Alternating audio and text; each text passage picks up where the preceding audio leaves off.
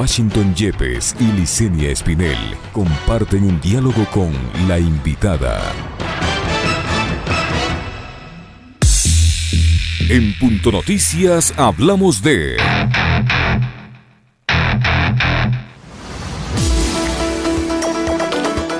El año lectivo 2019-2020 del régimen Sierra Amazonía culminará este martes 30 de junio y debido a la emergencia sanitaria, los estudiantes deberán cumplir con varias actividades para poder pasar de año. Al culminar los estudios académicos virtuales, los alumnos de segundo de educación básica general hasta tercero de bachillerato tendrán que presentar su portafolio del 1 al 7 de julio al docente o tutor. El material escolar será el único medio de verificación del proceso de enseñanza-aprendizaje y puede ser de manera física o digital. Es necesario tomar en cuenta que los niños de educación inicial, subnivel 2 y preparatoria hasta primero de educación general básica no presentarán dicho portafolio y pasarán al grado inmediato superior automáticamente. En relación con los alumnos de tercero de bachillerato, deberán realizar su proyecto de grado y el cual será entregado por padres, madres o representantes legales del 9 al 15 de julio al docente que fue asignado. La calificación se realizará del 16 al 22 de julio de 2020 por docentes de la institución. Asimismo, la titulación del estudiante dependerá del 70% del récord académico, el 10% de participación del estudiante y el 20% del proyecto de grado.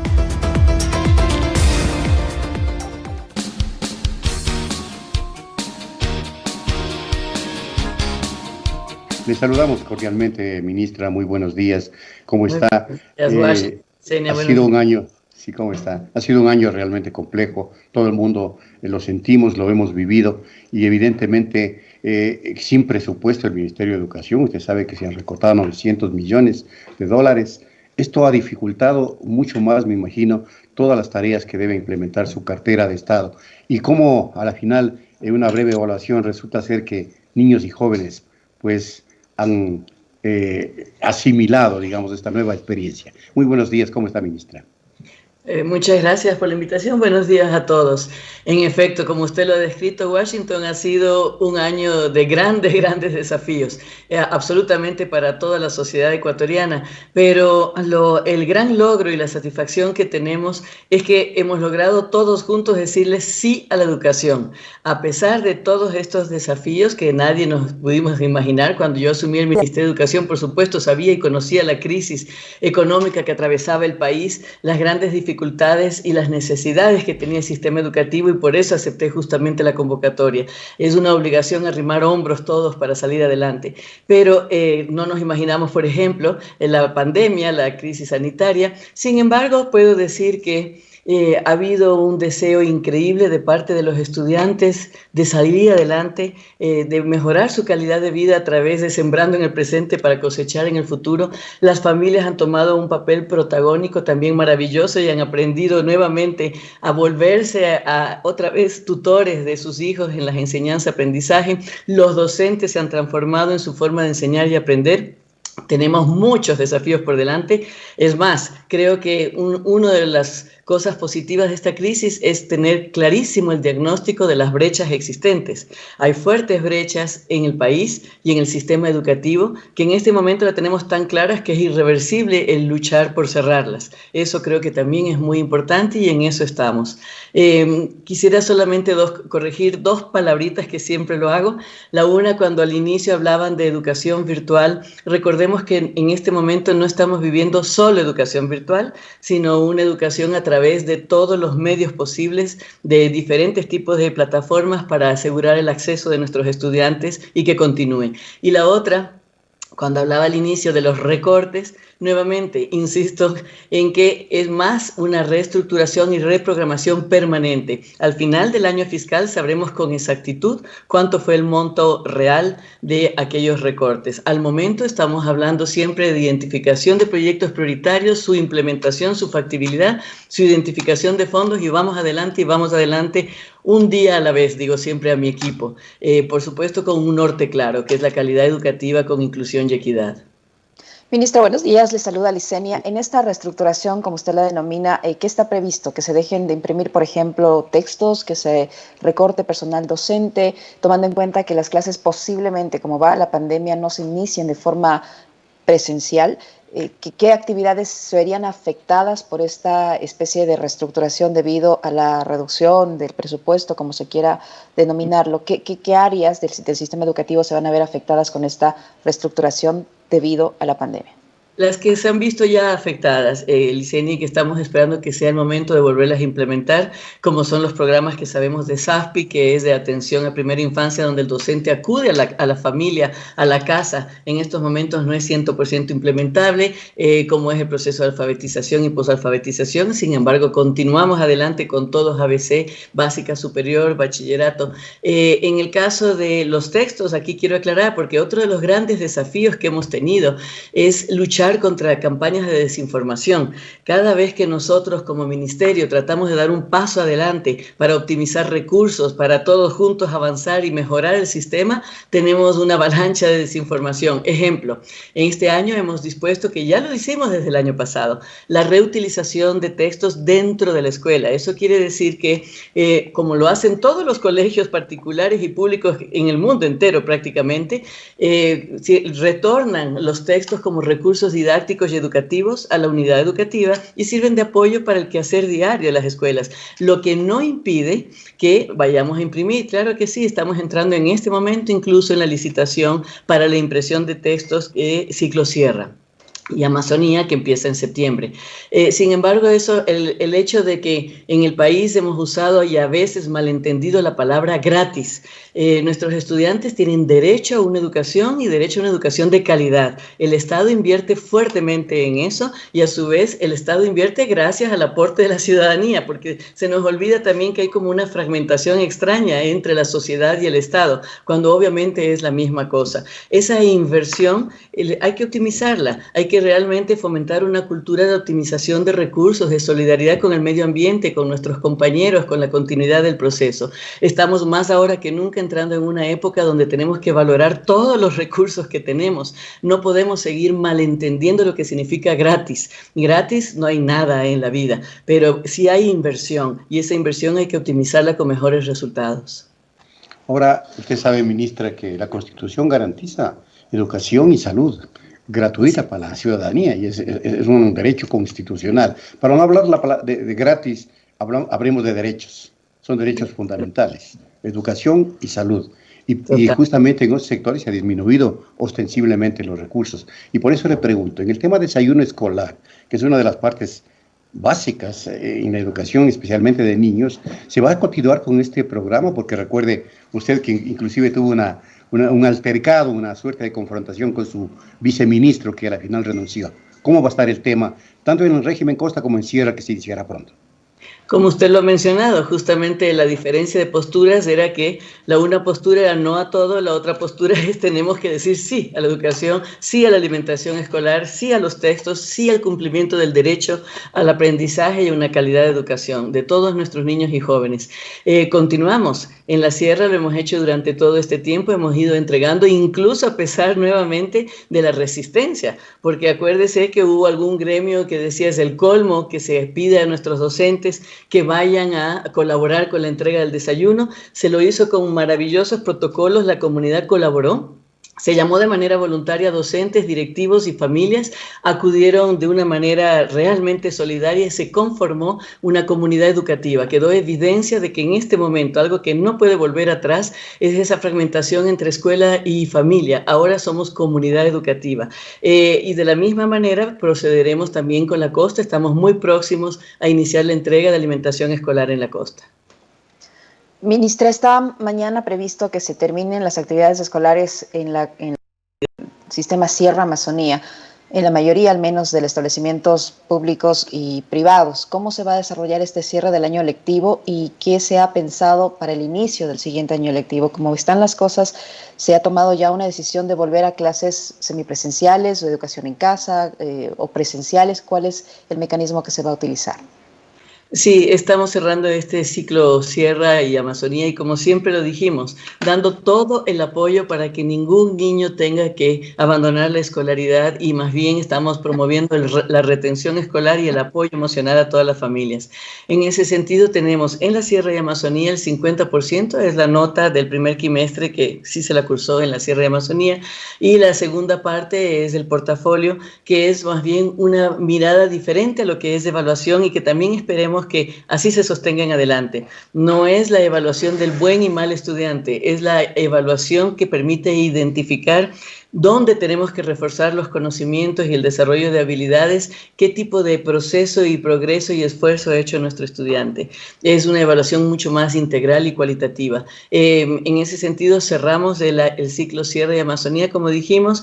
En el caso de la reapertura, o no reapertura, recomienzo, porque en el Ecuador tenemos cronogramas permanentes, estamos así como iniciamos en la costa, empezamos ya las matrículas para la Sierra, en línea igualmente, y los cronogramas siguen tal cual. Están definidos los escenarios para posibles retornos progresivos. Como lo hemos anunciado, los primeros serían en estos momentos las escuelas de la costa unidocentes o bidocentes, que no tienen más de 30 a 35 estudiantes, con acuerdos con las comunidades, con las juntas parroquiales, con los COEs, trabajando de la mano con salud, con todas las medidas. Lo que más nos interesa es la protección de la vida de nuestros niños y niñas y también la integración y involucramiento de la familia dentro del quehacer de la educación. Nos ayuden entre todos. Por eso la fase 2 se llama Aprendemos y nos cuidamos juntos. Así como la primera era juntos aprendemos en casa, ahora es juntos aprendemos y nos cuidamos. Porque necesitamos retornar en algún momento dado. Las familias claman por la reactivación económica, por volver a la normalidad. Y hay un momento en los estudios internacionales, porque recuerden que estamos acompañados de un comité de asesoría internacional, de organismos internacionales, donde muestran cómo en un punto dado el confinamiento es indispensable, pero hay otro punto en el que tenemos que aprender a vivir nuevas realidades, porque el confinamiento empieza a afectar el ambiente psicológico, la violencia intradoméstica, afecta ya los aprendizajes.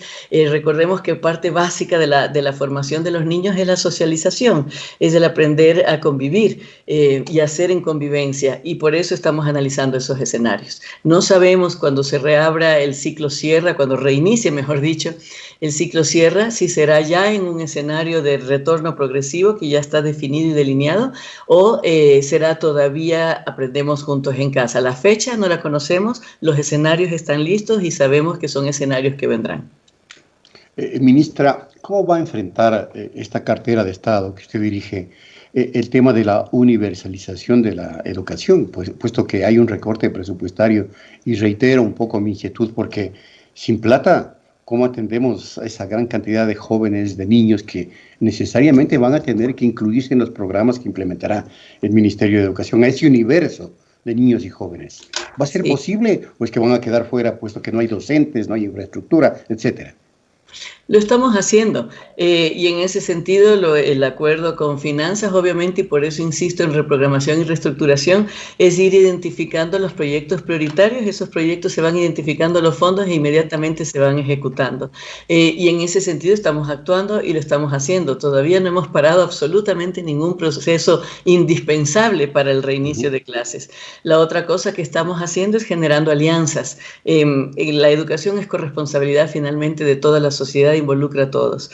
Creo que son momentos de verdad, como se enfatiza en la ley humanitaria, de trabajar con base en acuerdos, alianzas, todos juntos por una misma causa.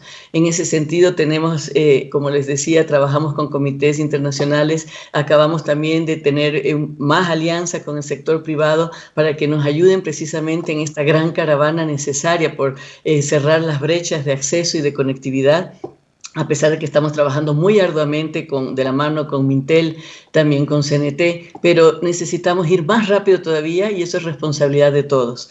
Y creo que las alianzas y los acuerdos es el mejor camino, sobre todo en situaciones de crisis, pero nos enseñan grandes lecciones como mejores convivencias para llegar más pronto a los objetivos que necesitamos. Pero no creo que nos tenemos que preocupar, yo comprendo, es más que válida la preocupación, pero tengan la seguridad que estamos muy claros en cuáles son las prioridades, el norte, porque no estamos solos, porque estamos trabajando nuevamente con base en acuerdos, alianzas y sumando todos los puntos de vista. Si algo creo que ha caracterizado este tiempo de gestión es la gran apertura a los diálogos, a escuchar todas las necesidades de todos los actores y sectores de la comunidad educativa, y estamos muy conscientes de eso y tenemos una comunicación directa.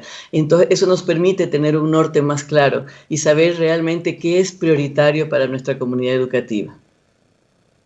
Ministra, varios docentes se han quejado de que no estaban al día en los pagos. ¿Cómo está ese asunto del pago de sueldos a los docentes? Además de que ellos tienen que enfrentar el costo de lo que significa la educación en casa, el costo de la instalación del internet, de la energía eléctrica, que por cierto en este tiempo de pandemia se disparó y que ya lo están corrigiendo.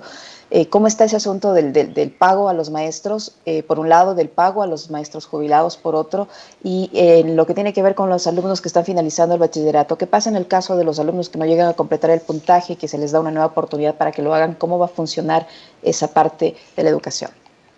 Sí, en el caso de los maestros, en este momento estaba bien, bueno, estamos ya acabando el mes, pasa demasiado pronto el tiempo. Sin embargo, sí, ha habido retrasos, el propio Ministerio de Finanzas se ha manifestado permanentemente. Todos sabemos que vivimos la peor crisis quizás de la historia porque es una multicrisis en el país, eso lo sabemos todos, y también cabe resaltar que educación es uno de los sectores prioritarios. Es decir, este esfuerzo de retraso de los pagos no es solamente en el área, obviamente, de educación, es en todas las áreas y no solamente públicas, también privadas. Lastimosamente es doloroso lo que estamos viviendo. Sin embargo, se ha cumplido. Se ha cumplido hasta el día de hoy, se ha cumplido siempre e incluso, reitero, educación como una de las áreas prioritarias. En el caso de los jubilados también se ha continuado pagando. Al momento hay aproximadamente unos 120 millones que ya se han pagado a pesar de la crisis y se continúan los procesos tal cual como se lo hizo el año pasado entre Finanzas, Ministerio de Trabajo y Ministerio de Educación, por supuesto, que es el que recibe toda la información y la canaliza. En el caso de lo tercero que me dijo, perdón, que era el culminar el año que pasa para los que están terminando el bachillerato. Sí, en el caso de los bachilleres, por supuesto, para nosotros lo más importante es asegurar que continúen en el sistema educativo, y una vez que están en el sistema educativo hay todo tipo de apoyo para poderlos ayudar. Por lo tanto, tenemos la forma de evaluar en estos momentos. Es realmente muy difícil que los estudiantes no se promuevan como bachilleres. Quiero decir, sobre 10, 2 puntos, un proyecto de grado que se lo viene realizando paulatinamente, es decir, con retroalimentación paso a paso. 1 punto, el proyecto de participación estudiantil que lo realizaron en el año 1 y 2 de bachillerato, que era un proyecto práctico, vinculación con la comunidad.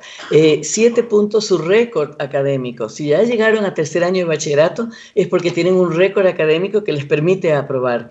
Por lo tanto, es muy difícil o mínimo el porcentaje de estudiantes que no se promueven como bachilleres porque la evaluación es longitudinal e integral.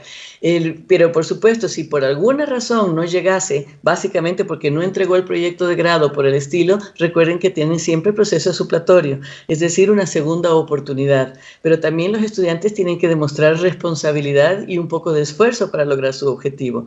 Es una época en que hay que fortalecer la resiliencia. La resiliencia entendida como una actitud de volvernos a renovar y seguir adelante, renovarnos y seguir adelante. No es momento de bajar los brazos, no es momento de decaer, y estamos dando todo el apoyo para que así sea. Le pregunto esto porque hemos recibido algunas, si me permite el término, quejas de maestros que han llamado o han escrito a las redes sociales de Pichincha Universal, y ellos temen de que se siga con este proceso de desvinculación que ustedes llaman. Ellos creen que son despidos intempestivos inclusive. ¿El ministerio se compromete a no desvincular más maestros? 1 y 2. El tema de la disminución de la jornada laboral de acuerdo a la ley humanitaria pues sigue vigente. Creo que ya no es 2 horas, sino 1. ¿Cómo mismo va a quedar aquello? ¿Y se les va o no a rebajar los sueldos y descontarles el seguro social sobre el monto del sueldo anterior?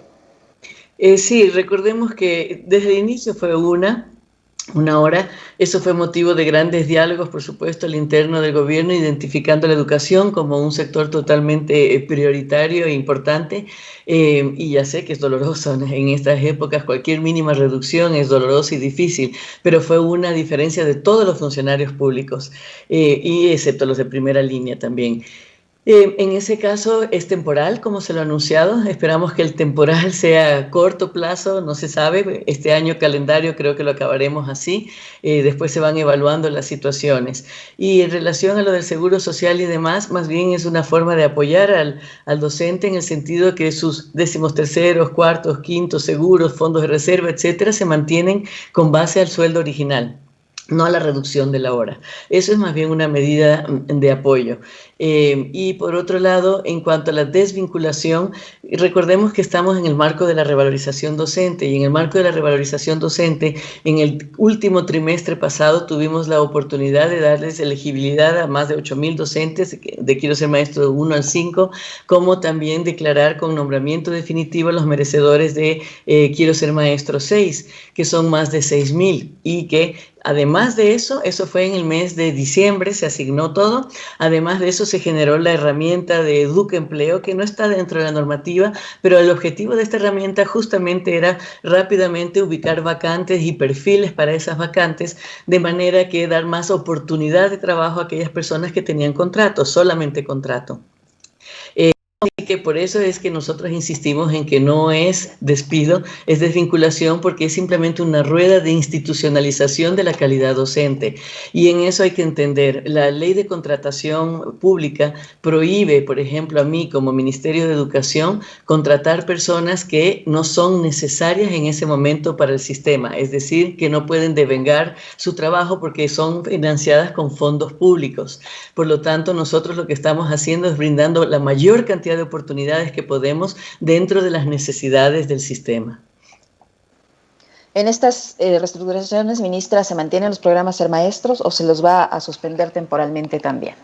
Más bien quisiera anunciar que obviamente para el cierre, cuando empiecen las clases, se incorporan los Quiero Ser Maestro 6, como también los Educa Empleo, que dentro de este proceso accedieron a una posición.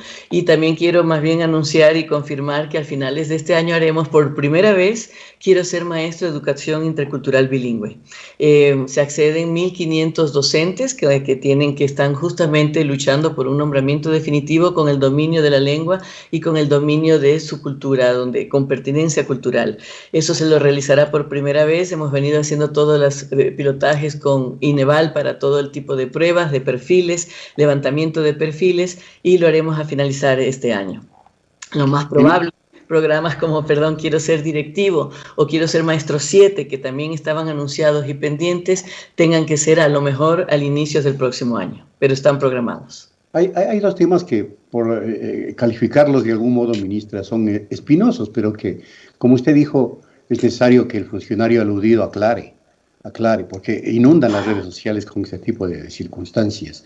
Por ejemplo, estuve justamente revisando ayer un video que está siendo difundido en redes sociales en donde se le acusa a usted de no tener títulos académicos, o de tener uno, primero sacó la maestría y luego la licenciatura, cuando lo lógico es que se haga la inversa.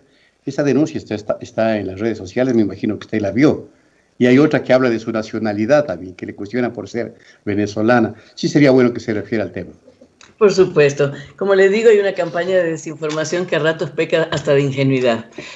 Cuando nosotros vemos y dicen, ¿por qué usted tiene el título de licenciatura después de maestría? Está registrado después.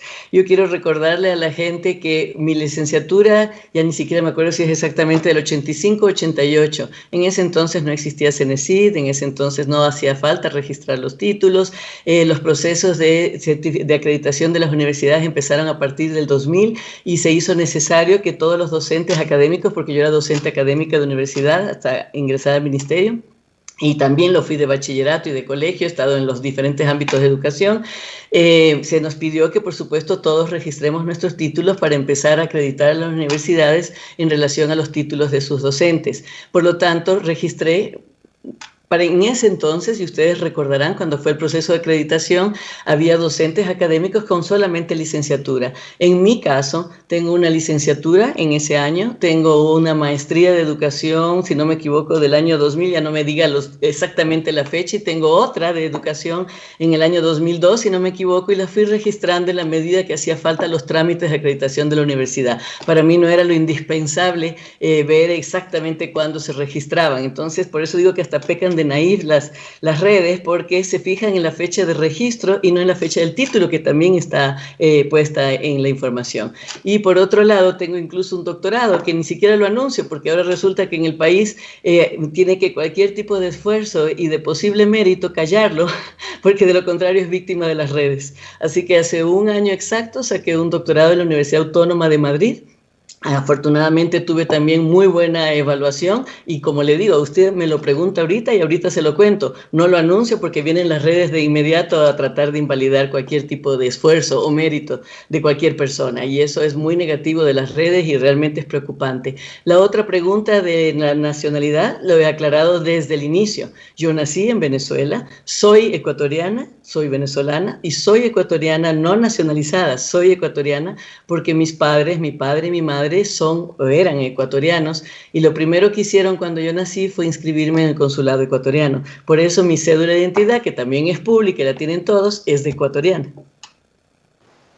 Ministra, en otro tema, ¿qué medidas de seguridad se han adoptado para proceder con esta entrega de textos escolares, tomando en cuenta que el portafolio se puede entregar de manera virtual? Entonces, como que es un poco difícil, si se el portafolio virtual, tener que ir a entregar los libros presencialmente, porque no se lo puede hacer de otra manera. ¿Qué medidas de seguridad se han tomado para ello? Y otro tema es una reunión o el segundo encuentro de ministros de Educación de América Latina que está previsto para estos días. Sí, eso es muy importante. En el primer caso hemos convocado a las familias y nuevamente en este afán de fortalecer una cultura de optimización de recursos, de solidaridad con los siguientes compañeros que vienen, que tendrán en clase más recursos que utilizar, además de los textos que se lleven a su casa, y también con el medio ambiente. Cada niño recibe de 4 a 6 unidades de textos. Calculen cuántos textos se desechan al finalizar un año, cuando en las escuelas son un recurso.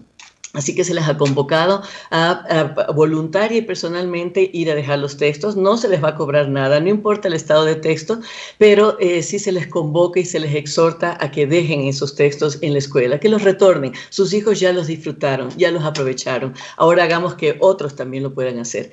En el caso del encuentro, sí, eso es muy importante y muy significativo. Mañana el Ecuador es anfitrión del segundo encuentro de diálogo de ministros de educación de la región con Reduca.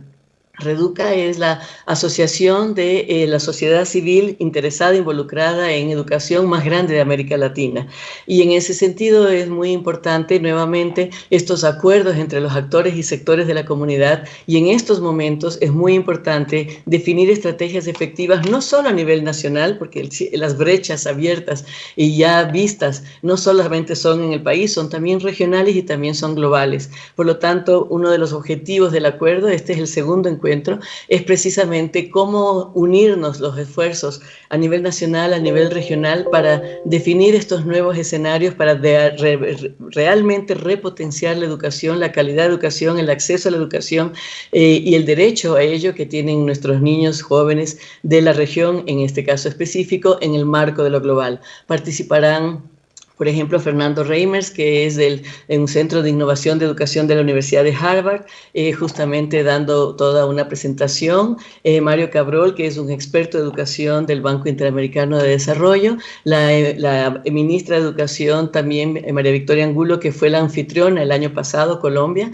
Y en la tarde tendremos toda una sesión cerrada entre ministros para justamente definir conjuntamente estrategias para mejorar la calidad de la educación a nivel latinoamericano. Eso es realmente un excelente encuentro el que tendremos mañana, país Ecuador anfitrión. Muchísimas gracias, ministra. Una puntualización, Guachito, en el tema de la entrega de textos. Mi pregunta iba dirigida en qué medidas de seguridad, es decir, el padre de familia va con los textos, los entrega, va a haber las medidas de sanitización del caso para evitar cualquier tipo de peligro, de contagio. ¿Cómo se va a realizar eso? Es exactamente como procedimos con la alimentación escolar, con absolutamente todos los protocolos de salud.